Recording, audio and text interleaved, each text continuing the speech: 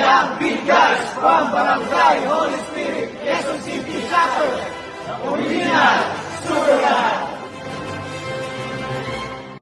Nagsimula nga po ang aming grupo noong 1999 at kami ang unang-unang gumawa ng Superman. Kaya kami tinawag na legendary dahil sunod-sunod na po ang aming pagkapanalo sa mga patimpalak. Simula sa barangay hanggang sa telebisyon, hanggang sa umabot po kami ng grand finals ng 8 Showtime. Ang mensahe ko sa mga ka-legends namin, na mga grupong sasali, good luck po sa ating lahat. Kung manalo man or matalo, let's enjoy the show. Mensahe ko sa community ng legends, so don't stop. No, ito yung passion natin. At eto na po, lalabas na po ulit ang grupong Beat Guys. Sayaw